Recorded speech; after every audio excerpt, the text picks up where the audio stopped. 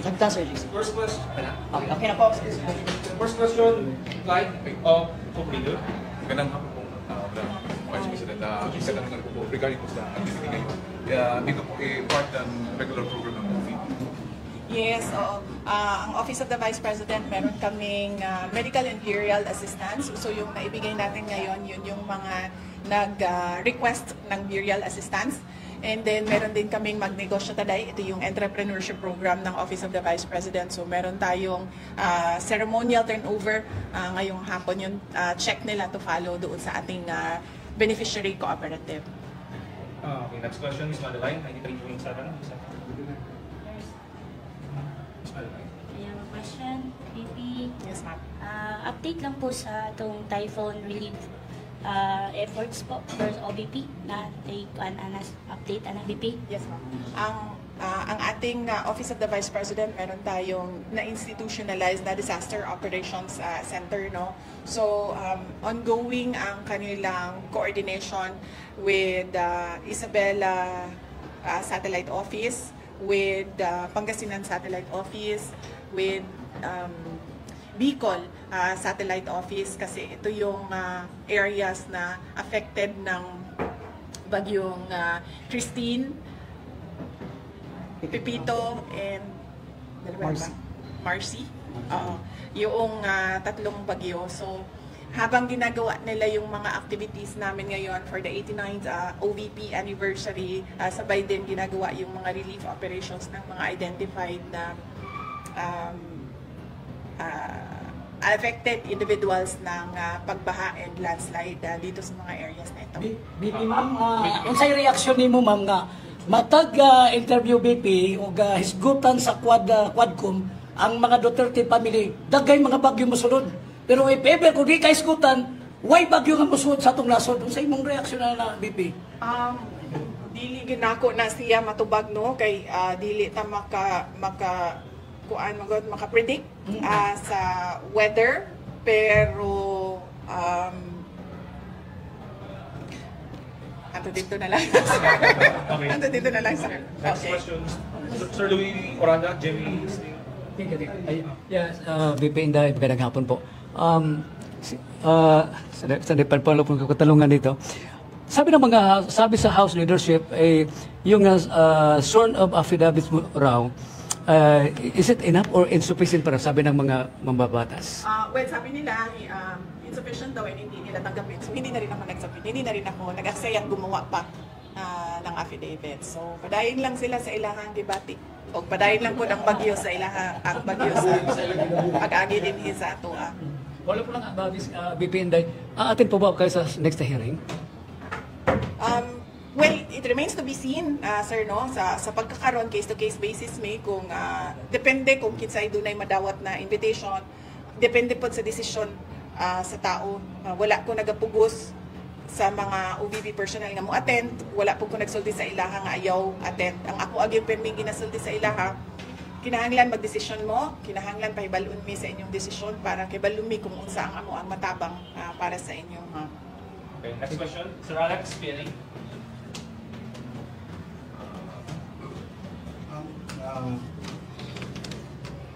Comment po ma'am sa yung sinabi ni Congressman Congo na the Office of the Vice President should be blamed kung mawalan ng 200 jobs ang OVP sa Tanay offices. As I said, sir, no, dili na kong mutupag sa ilaha, kaming mga nagapangalan sa ilahang kaugalingon o young wounds din sa ato ang House of Representatives. Next question, Marlon. Kano ba to? Wounds. Ma'am, reaction mo lang sa ongoing na investigation regarding sa drug on war at saka extrajudicial killing. Yes. So, pareho po sa investigation nila sa Office of the Vice President, kung kinsa man tong mga ginapatawag, ginaingnan ako sila nga ilahan ng desisyon, personal na desisyon dapat sa tao, kung mo attend siya o dili, o pahibalon ko or pahibalon mi para kibalon mi kung saan mo ang matabang sa tao nga mo attend or sa tao nga dili mo attend. There's a phone-in question from the OVP media in Manila. Reaction on the supposed 1 million bounty placed by the HOR committee on the para po sa pagkakakita kay sa alleged CIF Secretary Mary Grace Piatos. I have no comment on that, no, because I've not seen the acknowledgement receipt na kanilang sinasabi, because basically lahat ng mga documents hindi siya dumadaan sa akin, dumidiretso siya sa SDO and sinasubmit siya sa ICFAO, yung office ng COA na gumagawa ng audit ng confidential funds. So hindi ako makakomment, lalong-lalo na hindi namin alam kung paano pinroseso ang pagbigay ng copies ng ARs or ng submissions namin sa COA to the House of Representatives, and sino ang nag-handle noong mga documents. Isa pang follow-up nila, Deputy Speaker David Suarez claimed that OVP is hiding Ms. Gina Acosta in Caraga. That's why there's an ongoing event here in Butuan. Well, alam naman ng lahat na it's the 89th anniversary of the Office of the Vice President, and hindi lang Caraga ang merong activities in relation to the anniversary, no. In fact, sa susunod na araw nasa Bukidnon kami for Southern Mindanao, Central Mindanao, and then nasa Lanao del Sur kami for Western Mindanao, and then for BARM, and then nasa Isabela City kami for Western Mindanao, and then meron din kami sa Cebu, meron din kami sa Leyte, meron din kami sa Ifugao. All these were planned and prepared last year when we proposed our budget in relation to our Thanksgiving activities, in relation to our anniversary. November 15 yung anniversary, pero before and after November 15, madaming activities sa Office of the Vice President. Next question, Sir Fred, please go ahead. Vice, latest survey po ng SW, nag-tie kayo ni Senator Tulfo at yung iba is po nila talaga. May posibilidad ba na sa presidential election magtandim ang Senator Tulfo in reaction to Taylor? Sa pagkakaroon, sir, wala ko magugoy. Sa ngayon, hindi ko pa iniisip yung 2028 election. Dahil napakaraming nangyayari araw-araw, hindi natin alam kung anong mangyayari bukas, at hindi ko alam kung tatakbo ba ako sa 2028. Pero sa lahat ng mga nagtatanong simula noon hanggang ngayon, sinasabi ko sa kanila, I think for a presidential candidate, the perfect time to decide would be December of 2026, the year before filing ng candidacy. Assuming automated siya, filing of candidacy sa 2027, yun siguro yung perfect time para sa mga kandidato na mag-decide kung tatakbo sila.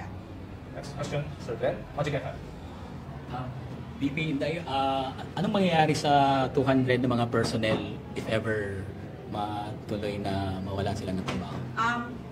Actually, sir, estimate lang man to nako, no. Wala gyud ko kibalo exactly kung pila gyud ang mawalaan ng trabaho. But definitely kung dunay budget cut and ma-appeal tong portion dito nga naka-charge ang mga sweldo sa mga tao, dunay mga mawalaan og trabaho. There's a follow-up from the OVP media. Comment reaction of the Philippine government's prison exchange agreement with Indonesia to secure the repatriation of Mary Jane Veloso. I cannot comment on that. I think the best person to comment on that would be the Department of Foreign Affairs. Likely sila yung gumawa ng negotiations and they know the details of the negotiations. I do not have personal knowledge of the details of the negotiation. Sir Lando, Roger Servicio. Yes, BP, sayang kayo nasugdan sa imong papa nga si Tatay Digong. Katong project na to, Mindanao Railway, mo na ito'y paglaon sa taga Mindanao nga muuswag kung gulambong Mindanao, pero gipahunong karon sa kasamtangang administrasyon. Kung sa imong Mindanao? Well, yes, sir, maupod na ang kuano. Yan din ang kinakasama ng loob ko dahil I run on the platform of continuity and unity, particularly the Build program of the previous administration of President Duterte. And in fact, hindi lang yung Mindanao Railway ang unappropriated ang Philippine government part, no, na mga obligations. Meron pa mga ibang mga projects na ganun din hanggang ngayon. Kaya masakit sa loob ko dahil napakalaking tulong yan, hindi lang sa Mindanao, lahat ng mga projects sa buong bansa. And we are still hopeful na matutuloy yung mga build big ticket projects. Sir Ray, One more, Roger. Vice, good afternoon. Tuloy-tuloy pa rin ba yung magiging programa ninyo, yung pagbibigay ng ayuda, possible next year, lalo pag ginigipit ngayon yung budget na hinihingi ninyo? Okay. Sa Office of the Vice President, sir, wala kaming ayuda. Pag merong humihingi sa amin ng ayuda, we usually refer into DSWD because ang prinsipyo namin, sir, hindi dapat ayuda ang binibigay sa tao na nangangailangan. Dapat binibigyan siya ng mapayapang pamumuhay. Dapat binibigyan siya ng oportunidad para makapagnegosyo. Dapat binibigyan siya ng oportunidad na makapaghanap ng trabaho. Yun yung prinsipyo namin. Meron kaming ngayon na pinamimigay. Ito ay Thanksgiving na mga grocery packs namin. Kasama na ito sa Christmas because tradition ng Pilipino ay gift-giving during Christmas. Meron din kaming rice box. Binibigay namin ito sa individuals in crisis. Pero yung sabihin mo na tira bahala ka panghatag o ayuda, wala kaming ganon sa OVP. We still believe, and it is our platform and it is in our budget na good governance is the key to nation building. So, hindi nasusolusyonan ng ayuda yung problema ng mga tao. Lalong-lalo na sa kapos na pang-araw-araw, lalo na sa kawalan ng trabaho, at sa safety and security and well-being ng tao. So kahit man noong ako ay mayor ng Davao City, we always endeavored to implement peace and development instead of dole-outs. Isa pa po sa ako ang kuan nianing mga ayuda kay mura basyag kana ganing insulto sa kawadon sa taong murabag wala man ka o 5 mil ray imuha o manata mura gingana ba nga sa pananaw nako ang trabaho sa gobyerno paniguraduhon nga dunay oportunidad ang mga tao kontra sa hatagan nimo siya og dole out. Follow up Vice, nakita ba nimo adto na pahigayon nga mahatag ang pondo yung pangayo kanina sa Senate? Gihatag na namo na no sa Congress, both sa House of Representatives and sa Senate kung unsa ilahang desisyon mahitungod sa budget sa Office of the Vice President. Ang amua lang kung unsa ihatag mo among dawaton mo ang amuang iapod-apod sa mga programa o proyekto sa mga opisina. Next question, Ivy. Yes, sir. VP, good afternoon. Grabe makainit ang lugar. On sa na pong aircon mag-tip, sir. I think patay na ano. Yes, saglit lang po, ma'am, ha? On na po natin yung aircon. Hold down. Okay. Wala na. Yes, ma'am. Yes, VP, regarding ba sa imong hagingon ganina undecided to magaturan sa election for presidential election, but then ano mo survey VP nga ikaw mo ginamunas for presidential survey, so unsa may ang assurance po sa mga kining nag-aghat sa imong karong VP to run for president for the next election? Appeal sila, ma'am? Yes. Appeal sila sa ako ang pagsiguro buhat sa desisyon sa umaabot na mga panahon. Sigurado ko doon ay konsultasyon na mahitabo, especially sa mga parallel groups, mga ordinary citizens na nag-aauhag yun nga udagan ko pagka presidente. So apilo na ko sila pag mugna sa akong desisyon. Follow-up question, VP. Sa kadaghan sa mga karagahan pagod everyday na nagapangayo sa servisyo, especially din medical assistance, VP, how you can assure na makatagan sila ng assistance, especially na mga medical assistance din sa Caraga region? Yes, kung unsa may naa sa amo ang budget, amo agad na ginapanigurado nga ma-utilize siya. Gamay lang kaayo yun niya ang amo ang opisina, gamay ra pod ang budget sa Office of the Vice President. Pero kung unsa may naa, ginaingnan yun na ko ang amo ang mga satellite offices na ipagawas na utilize na para sa mga nanginahanglan. Last two questions. Ms. Johnson, Power Radio. Junji, I guess, in the DP, Yes, sir. good afternoon. Vice, dako kayong kalta sa atong budget, no, for next year. What will happen sa atong mga Office of the Vice President, regional office, may posible bang magkasira? Wala pa man good mi nakakita, sir, sa amo yung tinuod nga budget para sa 2025 kay wala pa man napirmahan ang atong General Appropriations Act. Dito sa Balao, dito gid nato makita kung unsa gyud ang final na budget sa amo ang opisina. Once makita nato to, mahibalot ta kung unsa ang ato ang mga buhaton, unsa ang mga programa o proyekto atong pagamyon, unsa ang ato ang mga programa o proyekto na i-collapse o isarado. Nagahulat ta sa GAA nga ginatawag nato ang appropriations budget nato. Alam lang, Vice, regarding kaning critic ko ng congressman nga ganuti kita kuno ang Office of the VP sa mga program projects sa atong government agencies.